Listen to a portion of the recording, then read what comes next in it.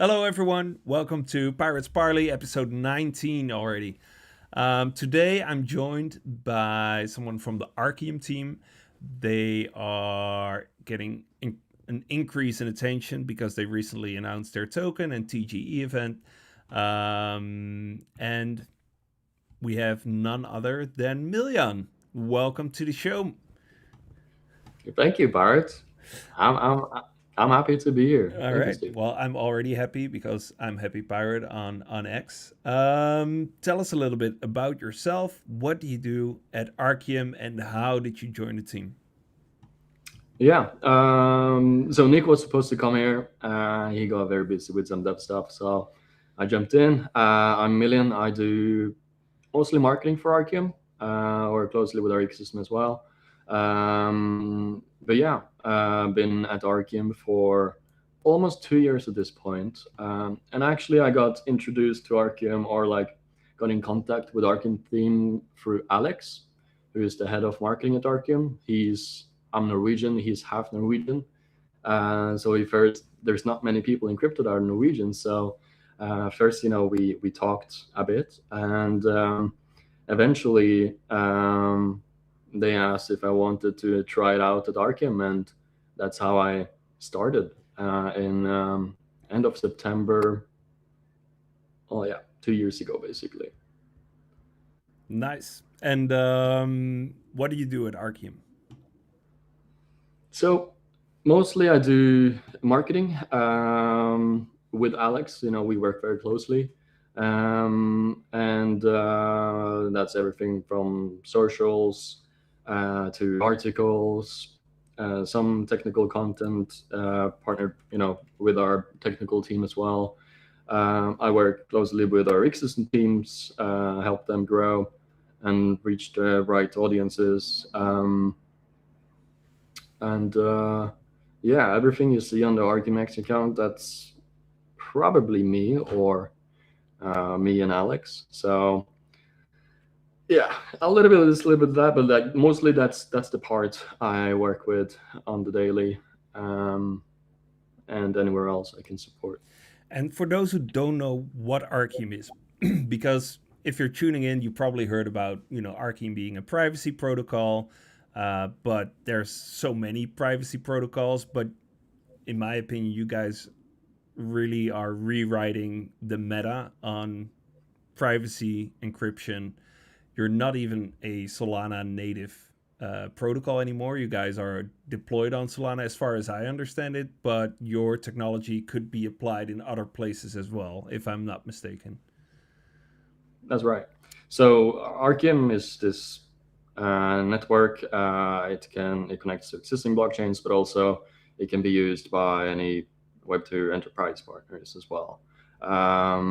So now we're live on Solana on mainnet alpha. We're going towards full mainnet very soon. Many people see some updates in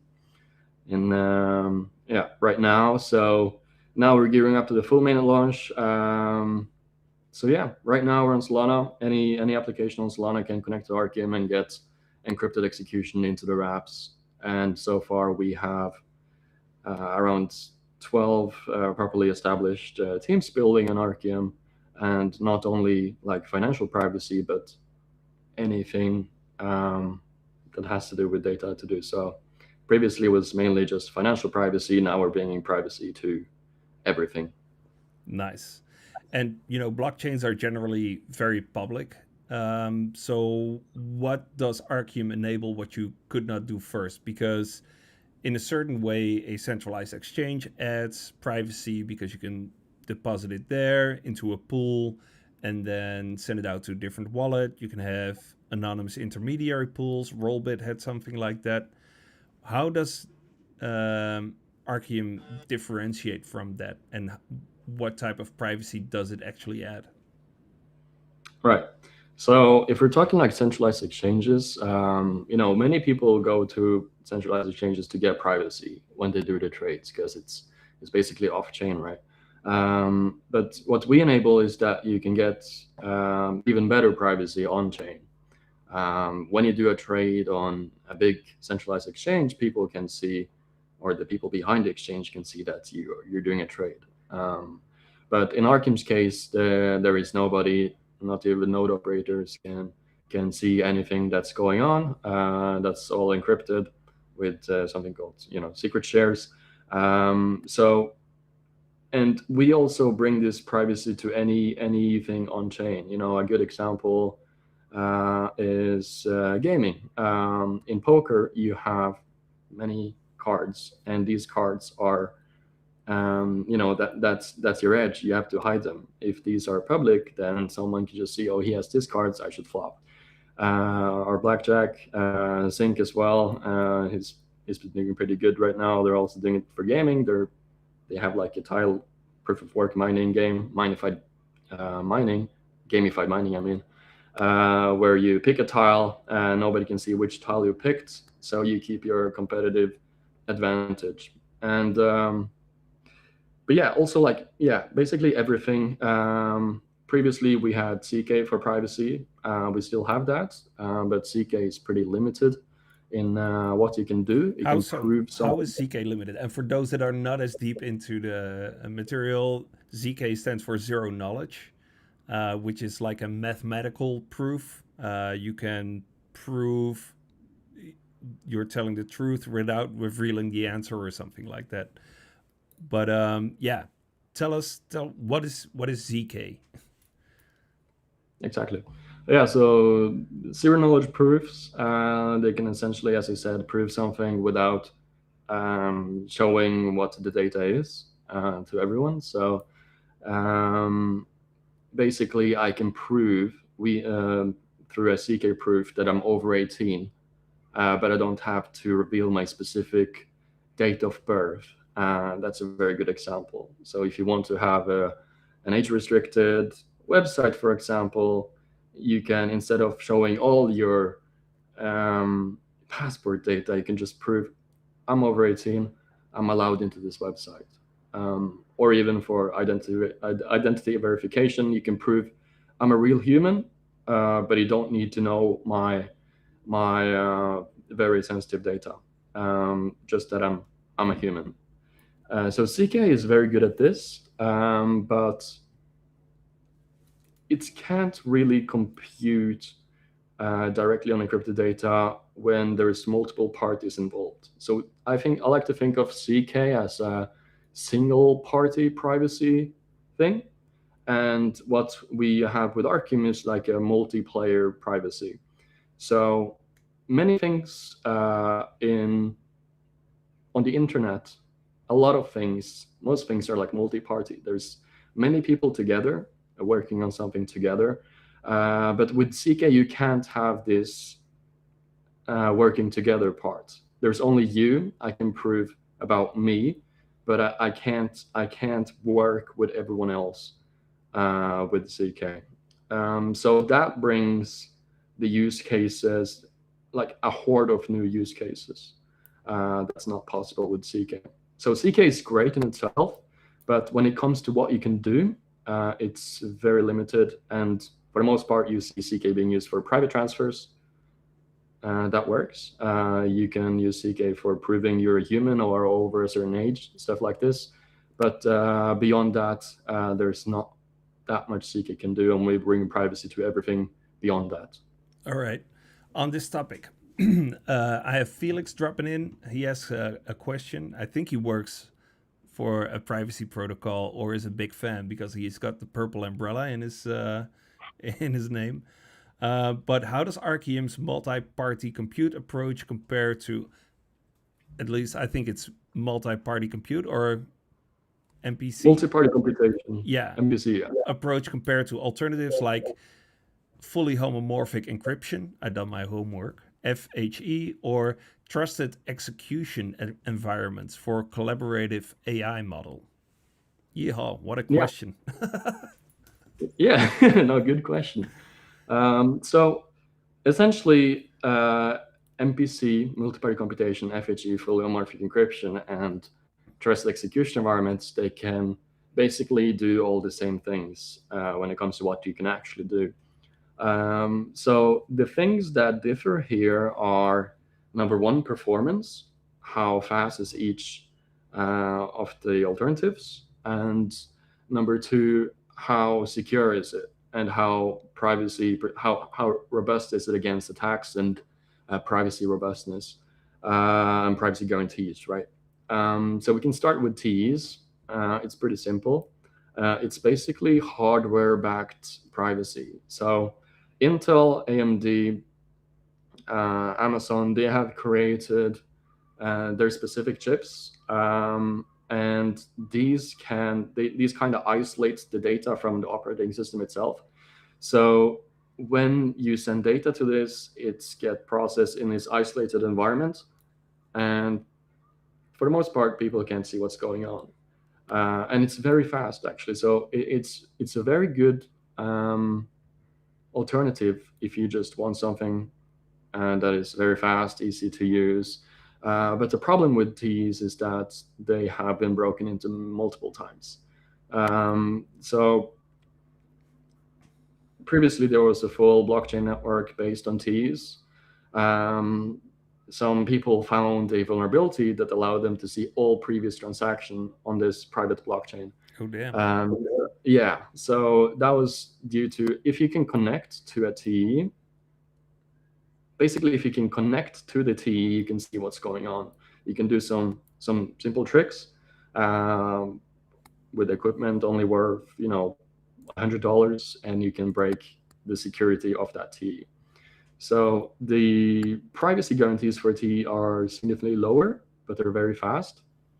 So good for less sensitive data, things that are not that important. Fully homomorphic encryption is also a big one. I would say that's like the brother to MPC in some way. They both use cryptography, whereas T's don't. With FAG, you simply compute directly on ciphertext. So whereas Arcium has multiple servers computing together, that's why it's called multi-party computation, multiple parties computing together. FAG has like a single server that computes on ciphertext. And this sounds really cool and very simple, right? In blockchains, they basically need MPC as well, because there can't be one person holding the decryption key. So you need a network of nodes doing this. So FAG, for blockchain settings, it needs MPC as well. The problem with FAG is that it's orders of magnitudes lower than MPC. And for blockchain settings, it needs MPC as well. So you kind of have similar privacy guarantees, trust assumptions here. But the main difference is performance here. So the TLDR is TEEs are like a big trust me bro, but they've been proven to not be as trustworthy. And with FHE, there's a huge centralization aspect to it because it can only be one computer. So unless you're the one running it and also have access to the physical hardware, you still can't be sure that it's actually private. And it scales really. I wouldn't say it's necessarily centralized, because if you have one computer that runs on ciphertext, there's nothing you can do to extract it. So I would say FHE is super beneficial outside of blockchain use cases. It's also beneficial in blockchains, but it's just super slow, right? So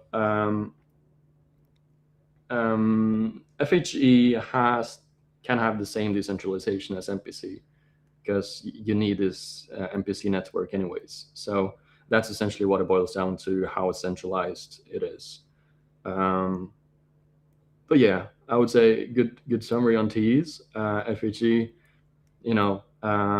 very similar to MPC, but a bit different mechanism, which is a bit slower. But FHE is amazing outside of blockchain use cases where you don't need a threshold of people having to decrypt the data.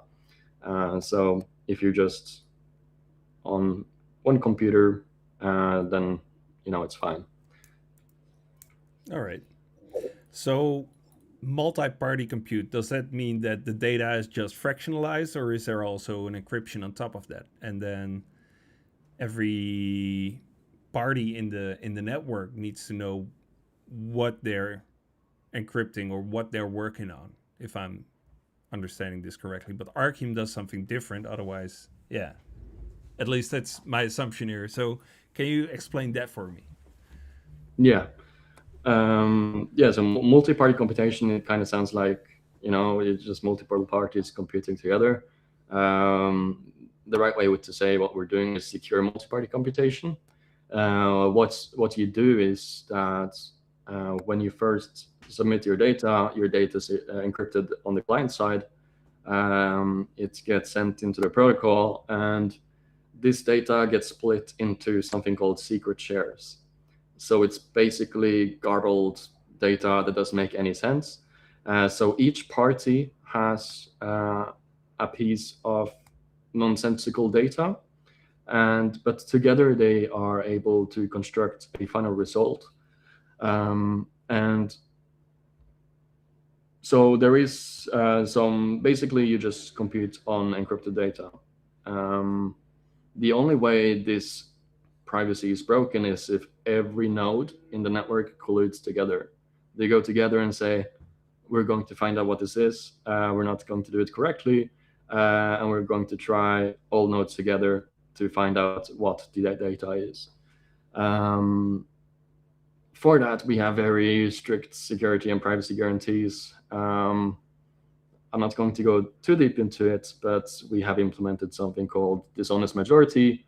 Only one honest node is required in the MPC computation for everything to be correct, and guarantee privacy. And we also have cheater identification. So honest nodes can identify dishonest nodes and kick them out, and they get slashed off their stake. So we have done pretty rigorous work on the privacy and security front, being the only dishonest majority protocol out there. So you guys introduced slashing before Solana did. Well, you could say so. But that is going live with the full mainnet. When we have the ARCs token, every node operator needs to stake a certain amount of ARCs. If they are dishonest, they get slashed. So our protocol can essentially identify dishonest actors, and it's not very profitable to be a dishonest guy trying to find out what the data is. Is slashing a burn, or is slashing a go to jail, you won't pass start kind of thing? Well, they lose part of their stake. They kind of go to jail, and they lose reputation, and they lose part of their stake. They get automatically kicked out and replaced by another random node from the network. So where does the slashed ARCs go? The slashed ARCs goes to the honest nodes, if I understand correctly. Or to the new node, I guess. All right. Well, I'm not the right guy to answer this. Nick would be better, but I think so. All right. So let's say I am a hospital, and I would want to train AI on my patient information, but that information is private. So I cannot expose that information to the LLM, because if that information becomes part of the knowledge base of the LLM, anyone could query that data, right? You would not want that. Or the people who are owners of the LLM or have access to the memory bank. Would you be able to, with Arcium, process that data, not exposing the data itself, with this network, for instance? Exactly. Yeah. This is one of the big use cases of Arcium, and we will release something big regarding this very soon. But yes, Arcium works well with AI and healthcare, and finance these situations. And this is also a good example of what CK can't do. You can't train or run an AI model on CK because you can just prove things. Whereas with Arcium, you can compute directly on that data, fully private. And Also, like our network is customizable. So for enterprise partners, they can also run, their clusters themselves if they want to. And in that case, they're the people behind the hardware, and they're running the nodes, and they can run with other hospitals that are in their branch and train AI models and run AI inference models. So that is a very cool and interesting area. Until now, we've only basically seen AI models running on TEs, but as you know, they have some security and privacy vulnerabilities. So very soon, we are very excited to bring encrypted AI powered by cryptography. Plus, the amount you can compute is limited by the number of TEE machines you have. This could possibly run on shared infrastructure as well, right? Yeah, You can just spin up a node as a virtual machine or maybe a bare metal machine, and or have it run in your own hospital, and then contribute to the network because you need a dishonest majority, or you need at least your own node to be truthful to know that the other ones are you know bullshitting you. exactly. Wow, Yeah, that's crazy. yeah. So it's going to be interesting. We also have, last No, two but years bro, ago. hold on. Let that sink in. Let that sink in. This is so who what other company does the who are your competitors?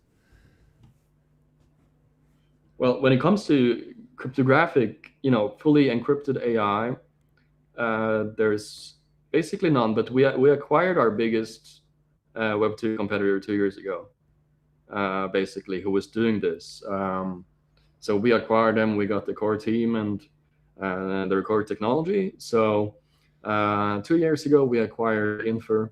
They were the leading Web2 encrypted AI company. They were also doing MPC.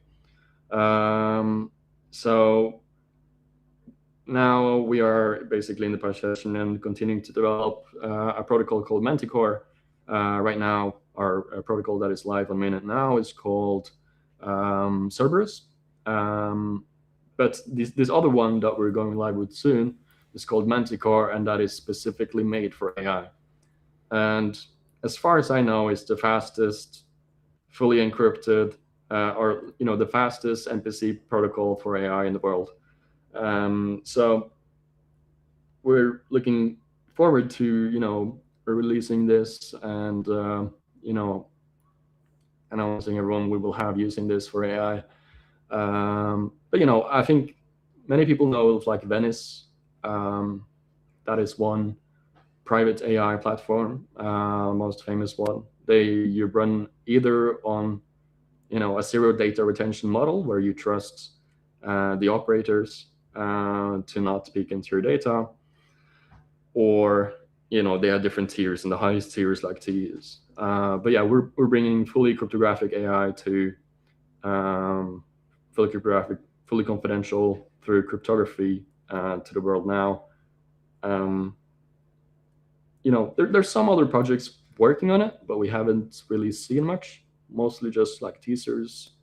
So yeah, but I think this is a huge, huge thing going forward. Confidential AI, and also a thing that is very beneficial to society.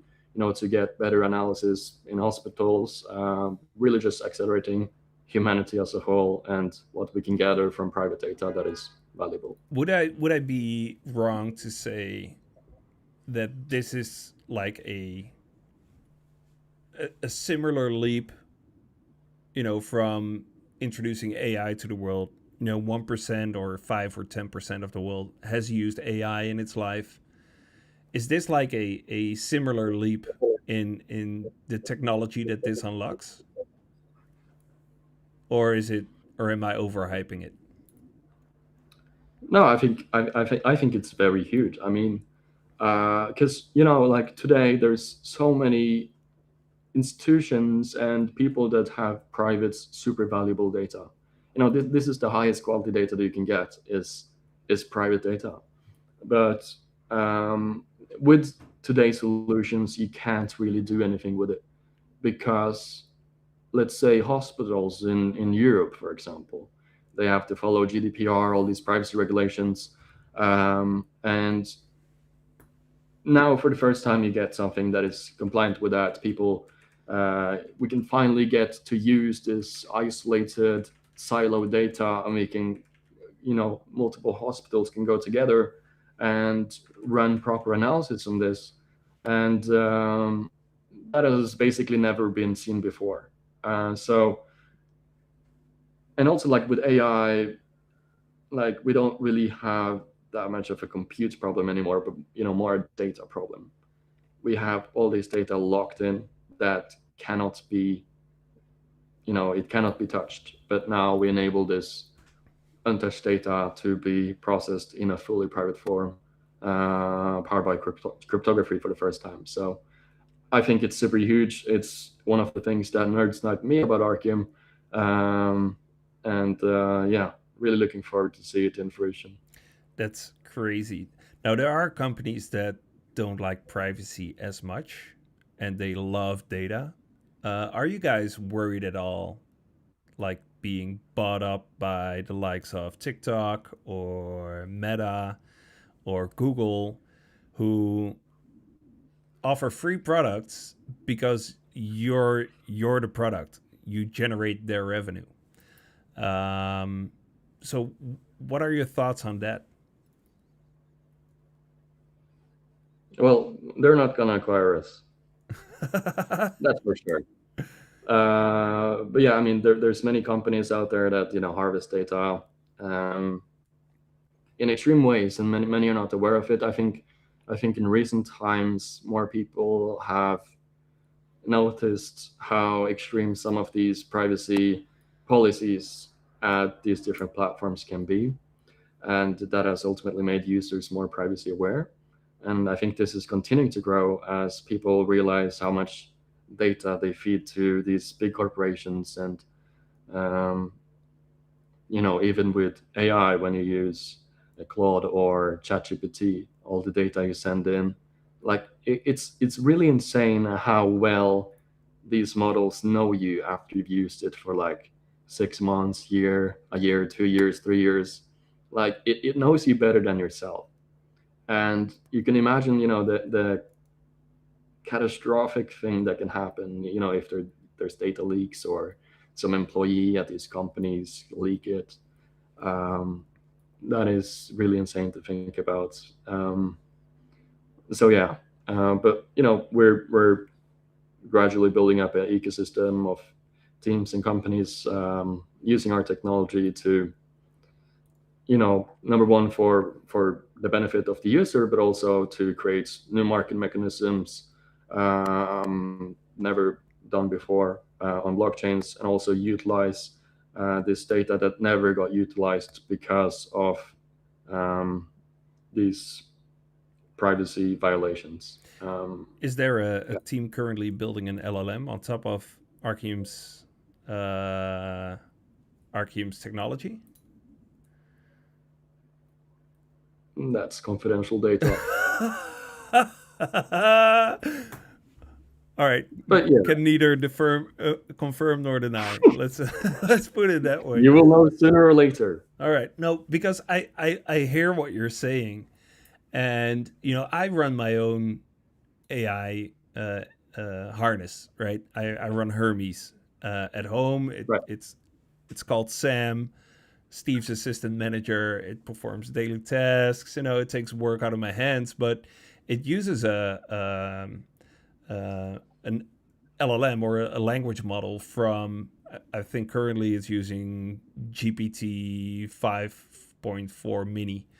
And everything I ask my agent to do for me, and I run it at home on a Mac Mini because I like privacy. But that's super dumb, because that data or those questions or those tasks still get sent to the servers, and my data is still being used to improve the products, to make advertisements for me, to governments have access to my profile potentially.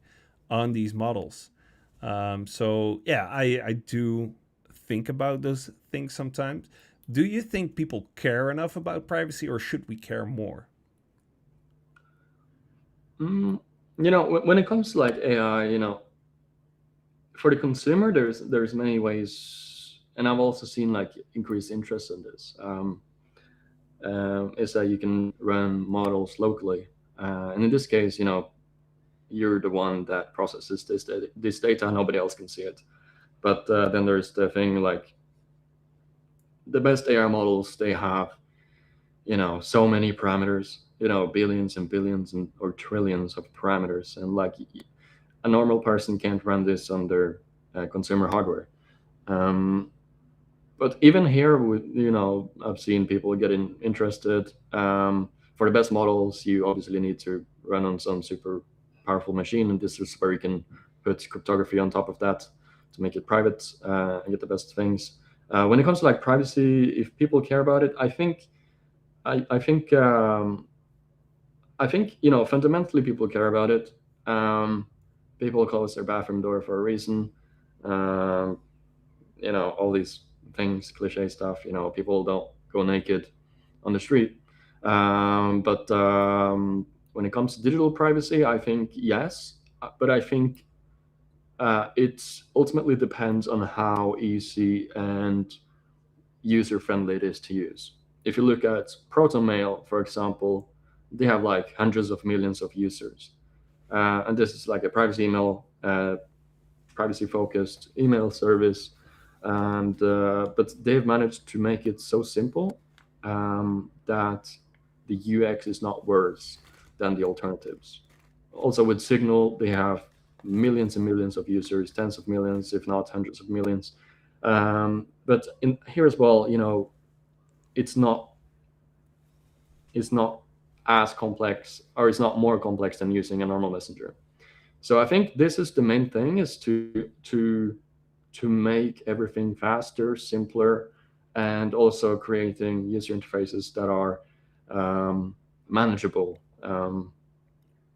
So I think over time, with how people realize how their data is misused, this is only growing as well, and has contributed to privacy awareness, um, but also really lowering the barrier to entry for privacy, making privacy easy for the end user and the companies and corporations, instead of it being super slow, super complex, and hard to manage. I think that's the most thing. So definitely, there's product market fit for privacy, ProtonMail, Signal, etc. show this, but yeah, we need to make it fast and simple. All right. And we went over, how the network works, and that the network, Arcium network, consists of several nodes that perform computations. How do I, as a, well, I'm pretty tech adept, but not as much as most guys watching this probably. How can I contribute to the network in the best way? Or is there a way, or how how would that work? Yeah. So you know, very soon we're going to like decentralize the network. So anyone that is willing, an honest node that doesn't want to get slashed, and they can contribute to the network by being a node operator. This is coming soon. So that will decentralize the network. That's ultimately what we want. We want a decentralized network. I think privacy is pretty complex. Arcium is very complex for the average user. Like they hear MPC and all these advanced terms that I've never heard before. I think education is important. Writing educational stuff on privacy and on Arcium, making people understand the technology. I think that's a good step forward. And for Arcium also, we have several teams building on us, trying them out, see how the network functions. Um, that also helps. And yeah, just being we love our community of supporters, and in any way, whether it's through building stuff in Arcium. In our early phases, we had developers that were building an Arcium. We got to, test how good is our developer experience with Arcium. And that's how, we, over the time, we've improved our developer experience, for example. And now, like, we have an application called Sync. They are running an insane amount of computations, more than we've ever seen before. And that, stress tests the network, and we can see where we can improve and optimize the network.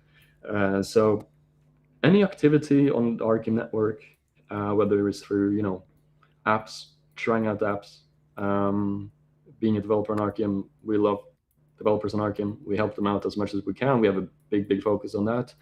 And educational content, beautiful content.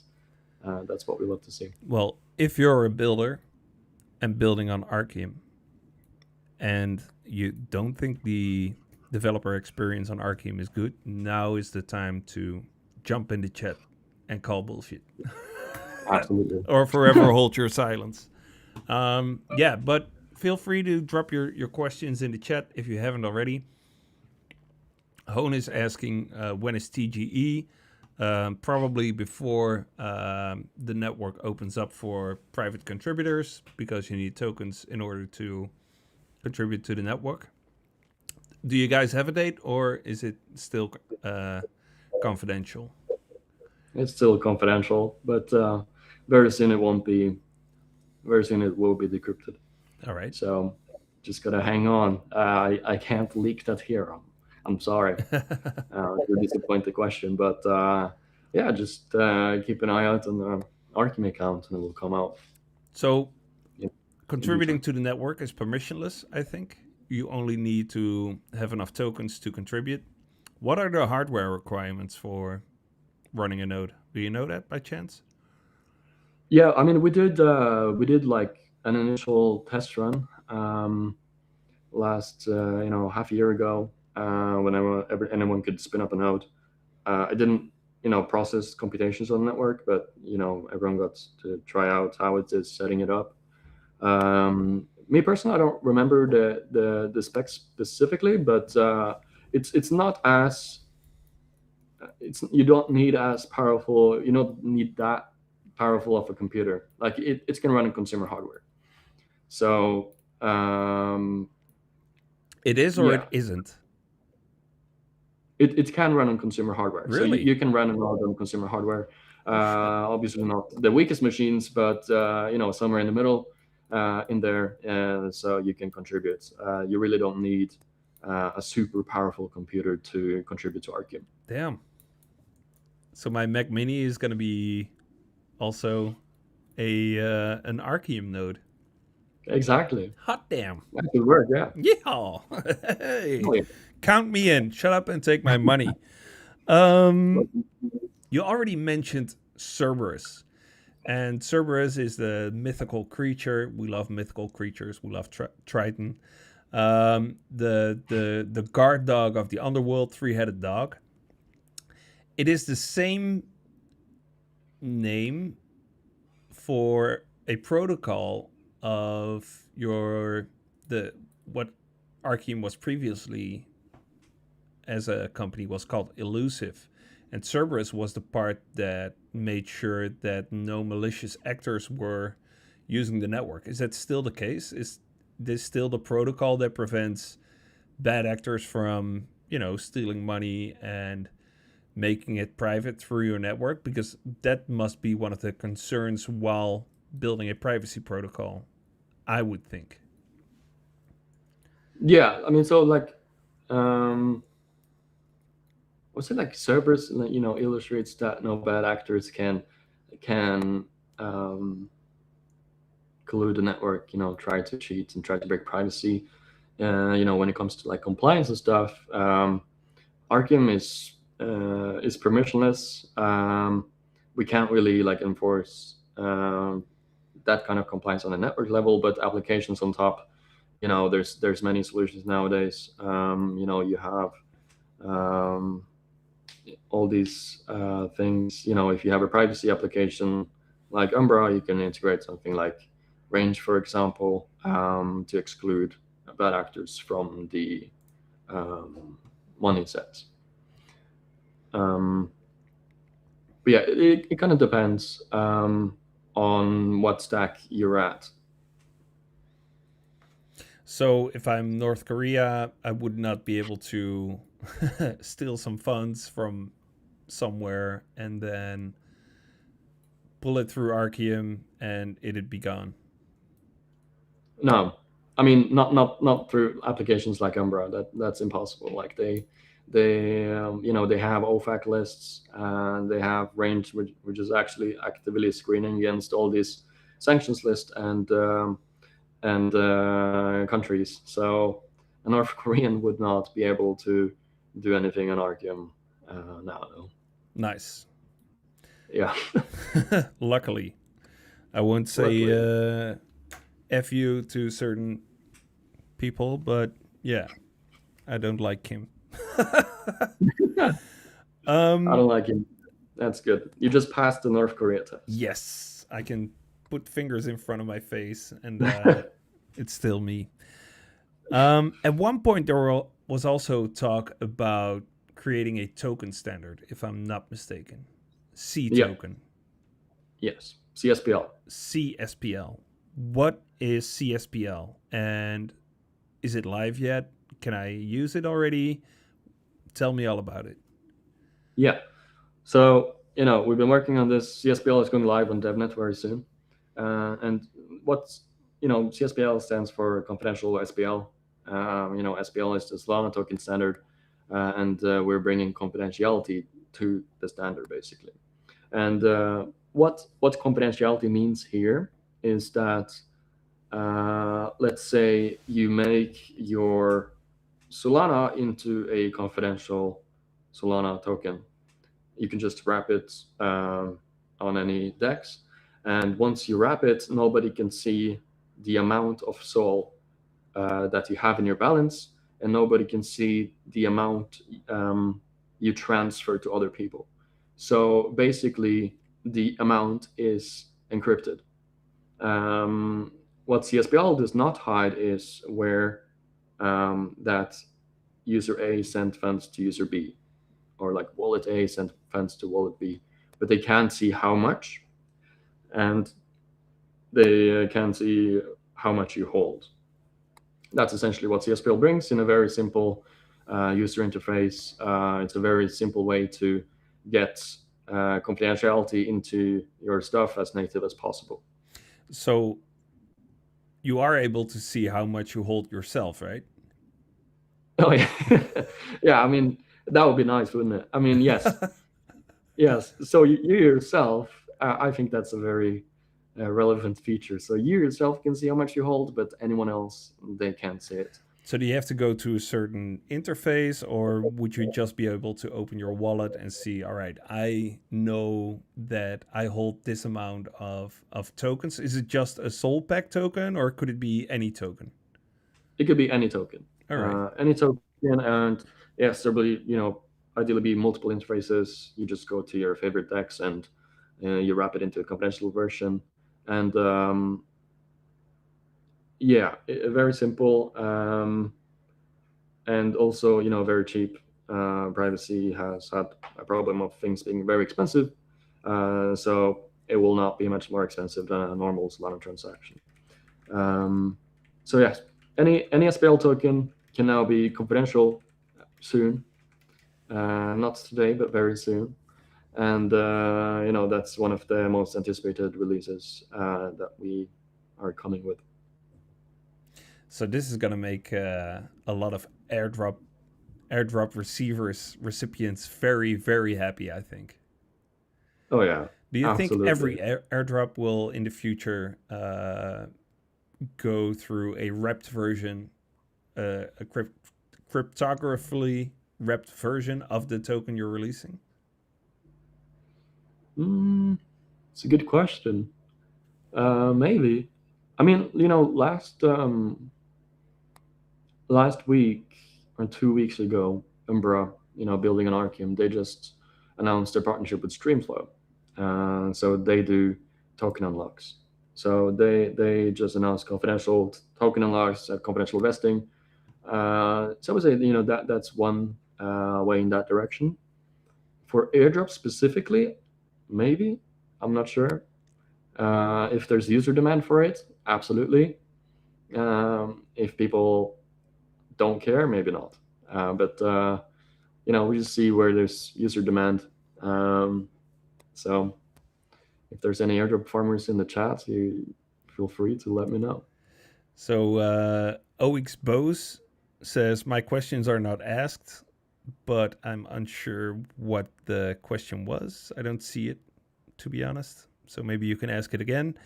Sobix says, what if we don't have money? What's then? The editor is going to say we broke or not? Is it going to show him the empty wallet meme?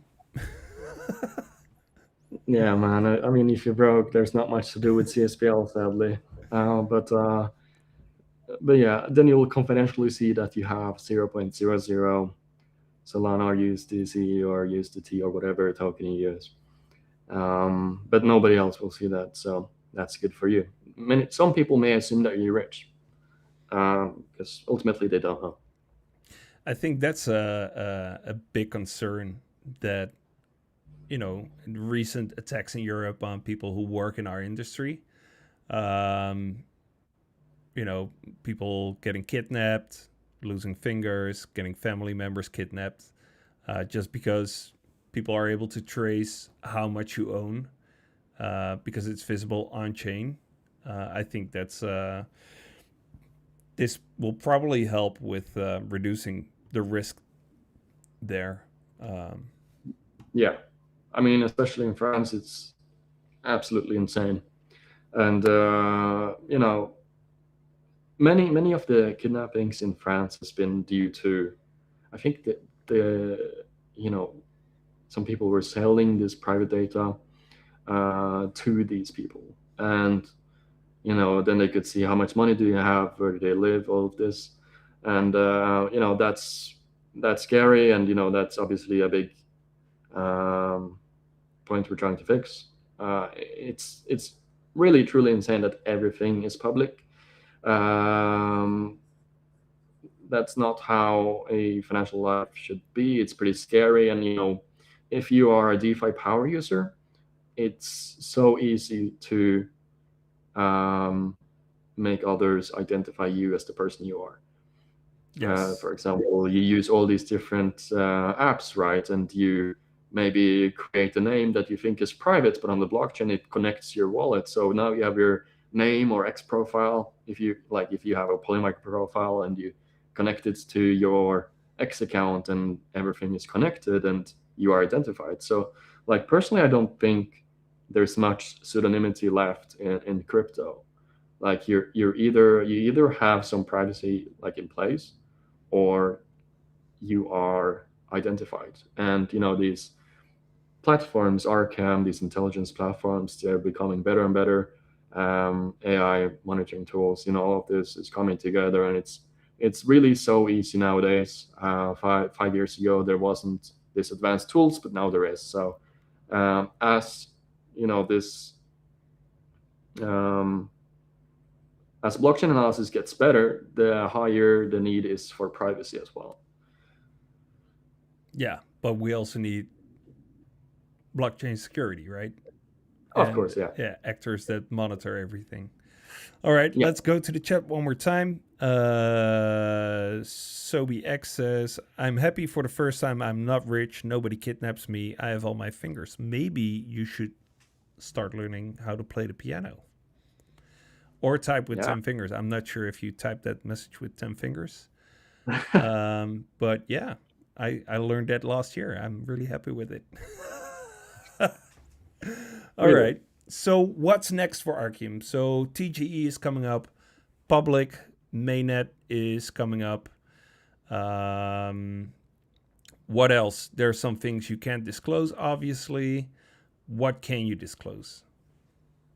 Yeah, so we have our full mainnet coming up. That comes with TGE. A big goal for us was to get traction and to get apps live before we decentralize.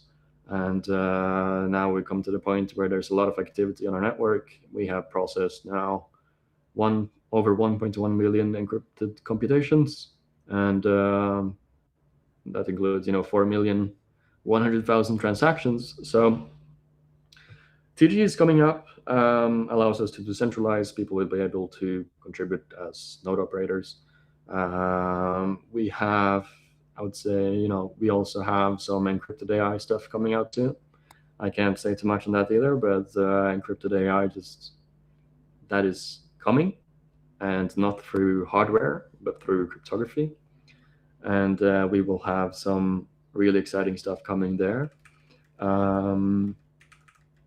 And yeah, cSPL is going live on DevNet very soon as well.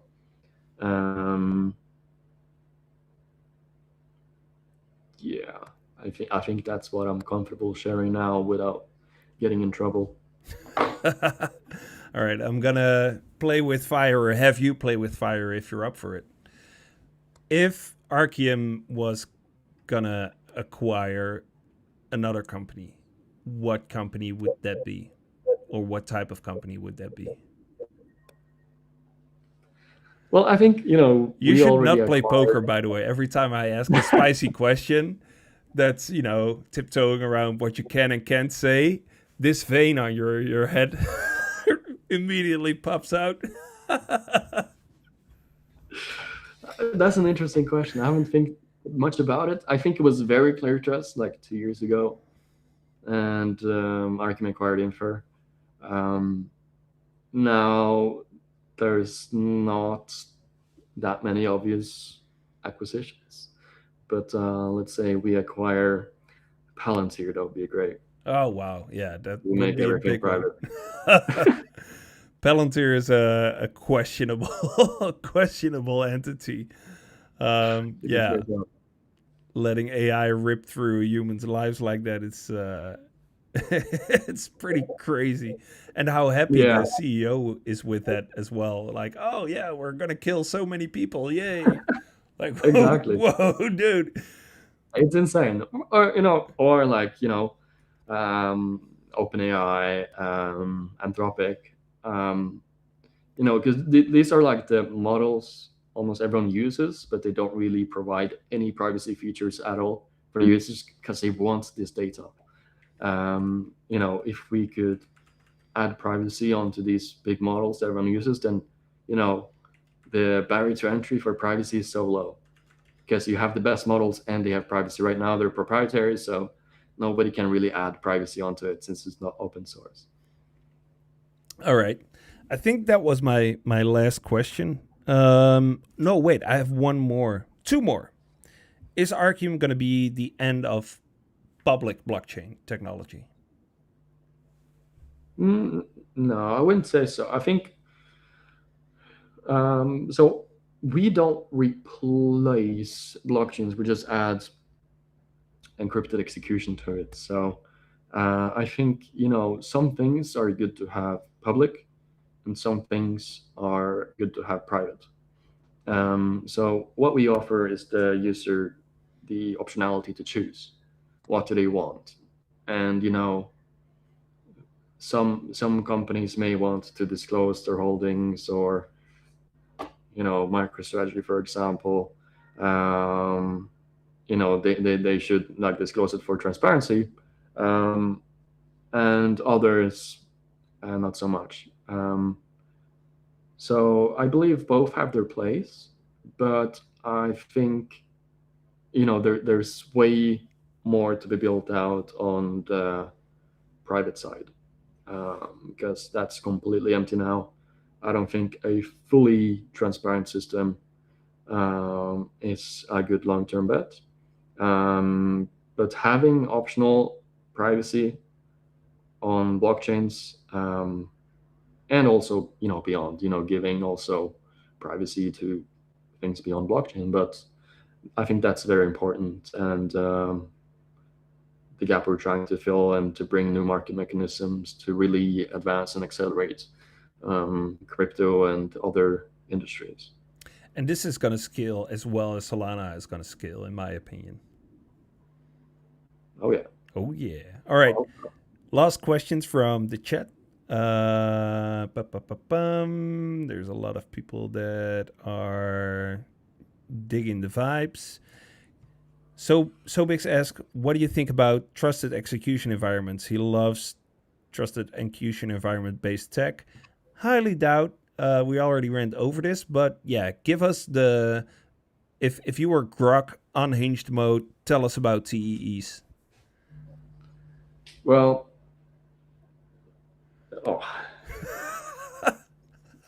I have, like, if you go to my profile, you search from Milian STX, and you see right up T's. I don't think there's one positive post. I mean, probably one, but like 99% is, I'm not a big fan of them.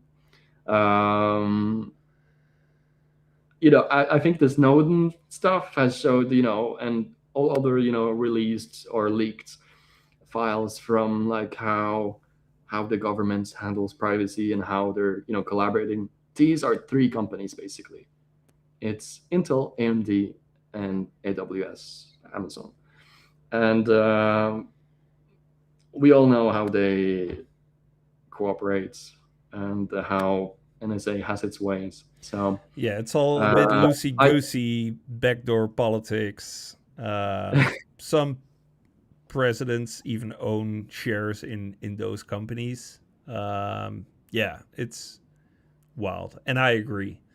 There's a good video out there that it's 1 minute 30 of this yellow Eminem man dancing with some electronic music in the back, some matrix music in the background, and it shows all these different things that have been a huge violation of privacy that has never been publicly disclosed to people.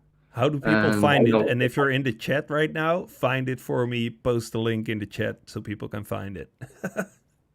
I have it on my computer. I posted it as well. Let me see. Oh yeah, I have it here. Let me share it in the chat, actually. All right, do it. So that's some good things to enjoy. Oh, I shared it from the Arcium account. Well, that'll do it. There you go. All right. If you're on Spotify, it's status 2025-296880-419-119-237. There you go. Ask your AI to pull it up. One last question, and then we're at time. Like I predicted, we're going to fill the hour very, very fast. Does Arcium has plans to expand to other chains in the future, like Ethereum, Near Protocol, and others? Yeah, I mean, Arcium is in its core is chain agnostic by design. So in the future, yes. When I can't say for sure, but we want to bring privacy to as much as possible. We are Solana native, so now we are live on Solana. We have our stack specifically made for Solana, but in the future, yes, that's the goal. We want to bring this confidential execution to as much of the world as possible, and not even also like to other people that don't use the blockchain, that don't use apps on chain. So yes, and this is also covered in the Arcium purple paper. If anyone hasn't read that, it also covers how Arcium can connect to any chain. Yeah, and the likes of XAI and OpenAI, they all can use Arcium to train their language models on decentralized compute. I mean, hardware prices are to the roof. There's just not enough hardware to serve the entire, how do you call it, requirements. There's an offset in supply and demand. And if Arcium goes live, the hardware requirements needed in-house for these companies should reduce, if I'm not mistaken. Do I understand that correctly? Well, like if you have better data, you don't necessarily need as much data. Is that what you mean? Well, you can enable, you can have more, you can have decentralized hardware, right? So you Yeah, can use another company's idle GPUs to process data for yourself without exposing the contents of that data, right? exactly. Yeah, I mean it's similar, to many deeper networks that provide compute. Often just idle compute sitting there waiting to be used, and then it can be used, often cheaper than even major clouds. So yes, and now we're bringing that compute in encrypted form. So, um, and also pretty cheap, I would say. All right, nice. If you made it to this part of the episode, we promised that we would give 3 people who asked questions this time free RPC credit at Triton 1. So if you're interested, if you asked a question, make sure you reach out to me through @SteveCleanbrook on Telegram, and I'll pick 3 lucky winners that have reached out to me after this episode ends. And it might take until tomorrow. I want to thank you, Milian, for your insight and for the encrypted conversation that we had. And I hope to see you soon. And I hope that everyone who was watching or listening had a good time. And I hope to see you all next week. Because next week I have none other than the angry Italian man, Alessandro, from Anza Labs on to talk about bugs. And I think this is going to be the most hilarious conversation I ever had, because Alessandro deals really poorly with dumb people. And I don't give myself credit for being the brightest person in the room. So, yeah, if you want to have a good time next week, drop in. Milian, thanks again. I hope to see you soon. And if you listened in, thank you so much for listening in. And